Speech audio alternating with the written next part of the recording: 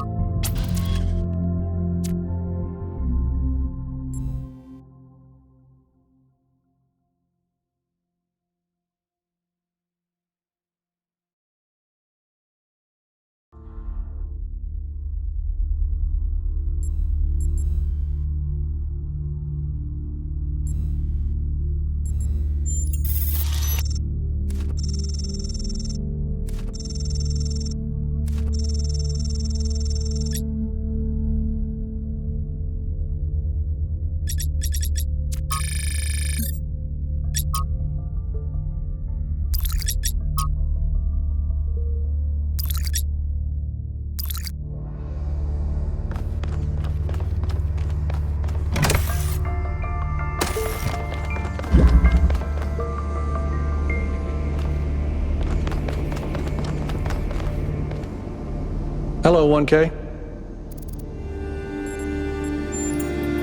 I sure did. Not as well as Byron, but she was still around when I was born. I remember she came and talked to me after New Alexandria, told me how sorry she was. I never blamed her for that. It wasn't her responsibility.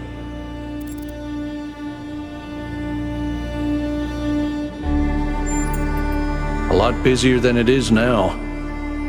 My most defining memory is that it was extremely noisy, because something was always being built. Got annoying after a while. For some reason, we'd convinced ourselves that New Jerusalem wasn't enough, that we needed another city. We thought it would be easier the second time around. All it takes is a little bit of arrogance and a little bit of ignorance, and people die.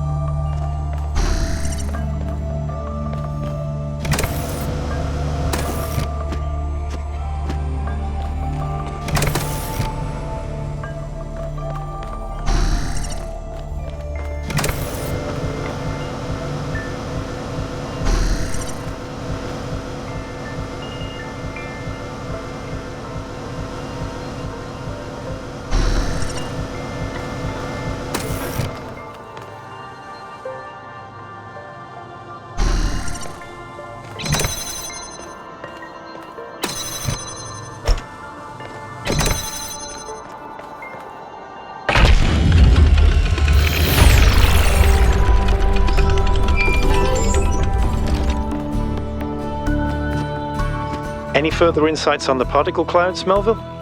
To be honest with you, Byron, I feel like a caveman trying to study Bose-Einstein condensate. I'm seeing unknown particles whose every property violates the laws of physics, apparently capable of being controlled and recombined into just about anything. It's ridiculous. Maybe someone in New Jerusalem can figure it out. Sure, just give them another 1,000 years.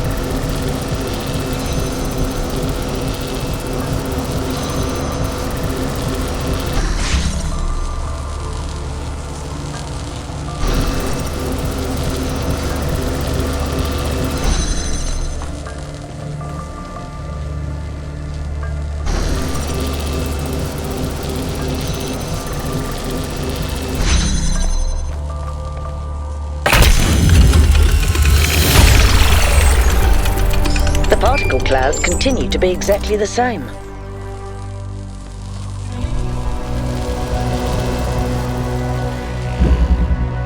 Wonka, I've been watching you solve these puzzles, and this body replication tech is incredible. It just casually blows up the very foundations of our society.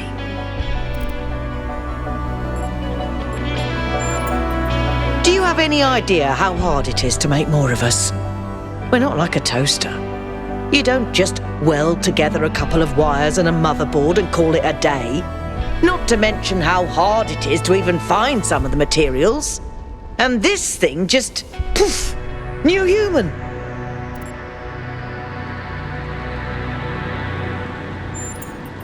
It was. Or was it? And even if it was, sorry to be heretical, but does it matter? If we can figure out how this works, we can finally, easily create more people. We can grow. We can expand. We can build a real civilization. Isn't that worth pursuing?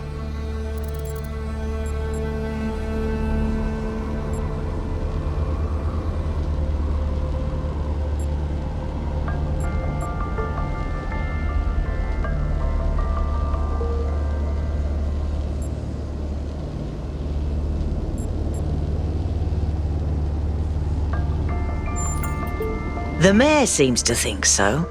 But why? What are the actual reasons?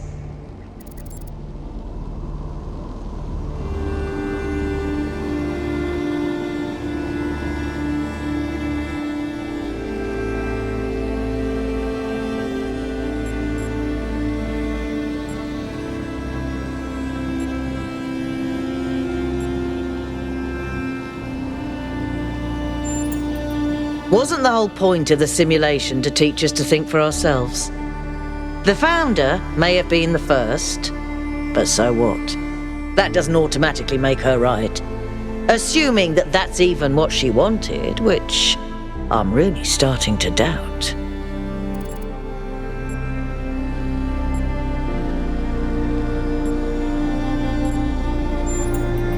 Of course I do, I'm Melville. Now, go solve some more puzzles.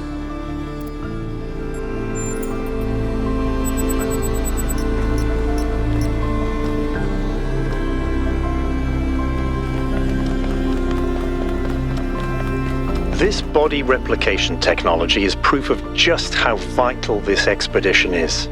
We may not know how it works and what its limitations are, but the technology itself isn't even what really matters. What matters is to expand our imagination, to realize that other futures are possible. I'm glad you see it that way too, 1K. After all, the world is better with you in it, isn't it? What can I do for you, 1K?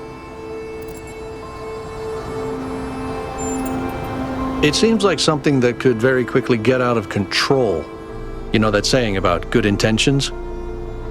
If we can solve problems by just making more people, how long before people just become a problem-solving tool?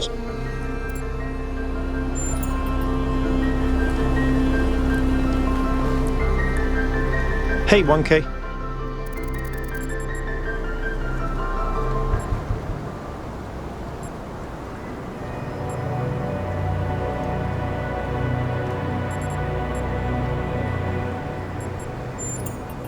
I think every single human being is completely unique, and every instance of consciousness is a miracle. The more of us there are, the more alive the universe is. And the more we all interact with each other, the more complex the life of the universe becomes. So I believe that people are a fundamental good. I don't believe we're all flawless, but I think every one of us matters precisely because nothing else does. Okay? How many robots does it take to change a light bulb? Replacing a light bulb is a waste of resources, and the founder would be outraged.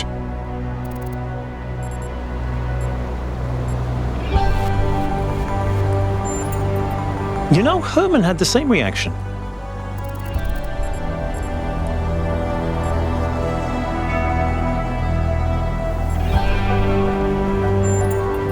She did, yes. Some people in New Jerusalem choose to live in family units, although usually that involves marriage or equivalent ceremonies, not having children. You could say that Athena was a kind of mother to us, and Cornelius a kind of father, but it's not quite the same. Herman, honestly, I think he makes people feel safe. The world beyond our walls is frightening. Human history is full of failures and disasters. It's easy to look at that and recoil. Herman offers a vision of the future that feels contained, manageable.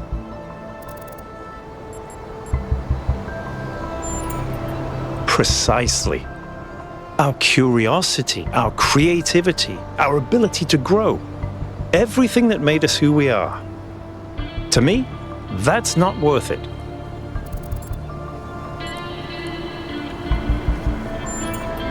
Athena was always trying to understand the reality underneath what we perceive, the objective truth. That's why she was capable of leaving the simulation. And even after she was free, she never stopped trying to understand more. I suspect her research took her another step closer to understanding the truth. And such steps always challenge our conception of the universe. But that's the wonderful thing about science. We can adapt our views to the evidence.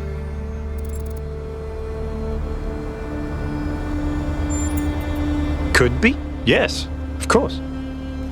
All technology has the potential to be misused, from fire and the wheel to whatever makes these particle clouds. But that doesn't mean it has to be.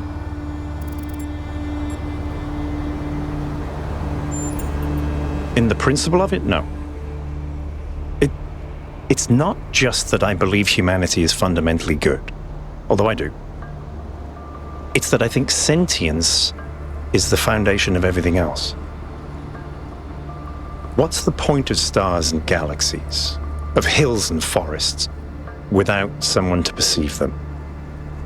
But my faith that we can actually grow up, that we can break out of these loops and take control of our destiny, that's something I struggle with every single day.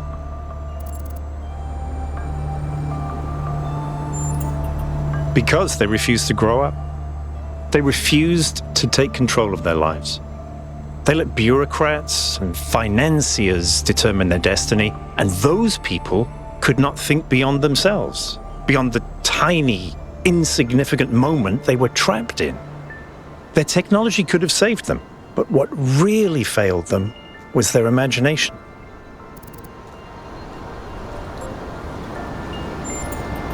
In the sense of an interventionist deity? No. I wouldn't rule out the possibility, but it's not something I personally believe. But I do think there is something genuinely sublime in this universe, and it's right in front of us. Consciousness. The fact that this sense of self is even possible, that an arrangement of matter can produce a self-aware mind? Think about it. It's a fundamental property of the universe, an unbreakable law that matter has the inherent capacity to become more than the sum of its parts. That is the definition of transcendence. Then at least we may be able to find out what happened in New Jerusalem, why she came here. But I don't think she left the island. I think she's still here, waiting for us to make the right choices.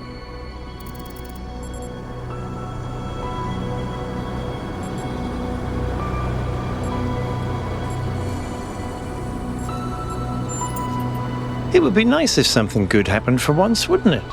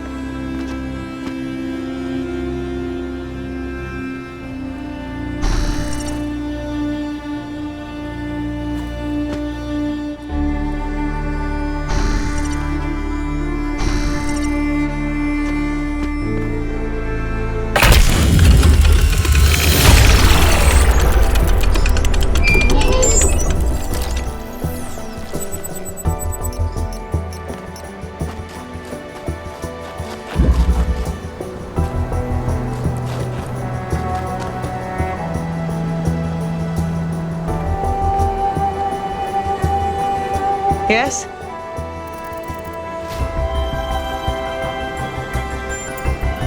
She's so innocent and full of wonder, it should make me want to retch, metaphorically speaking. But I'll admit, she's sort of charming.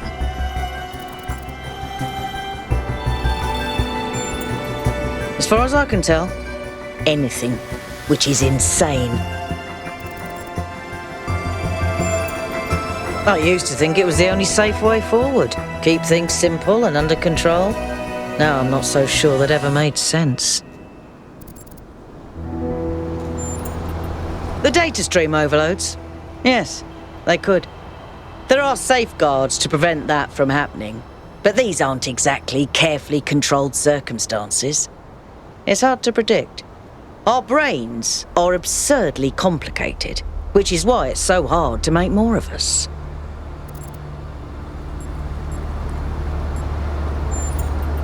Maybe she just got sick of things breaking all the time. Of course I did. She and Cornelius were both there when I was born. Neath was just starting to take over back then, and they were still showing her the ropes. Busy. There was always another problem to solve. Did you know that she never upgraded her body? Always prioritised everyone else. That's the kind of work ethic I wish more people had.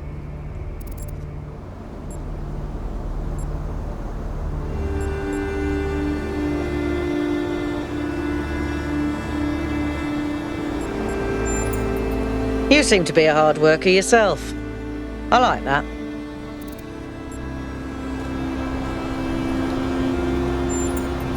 I've never felt the need for a partner as such. I've met a lot of people who do.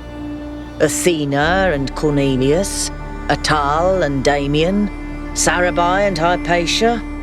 But that's not really for me. So far, at least. But I do have social needs like anyone. What I like is a pleasant buzz of humanity. Not too close, not too far. Something I can be part of without having it get in my face all the time.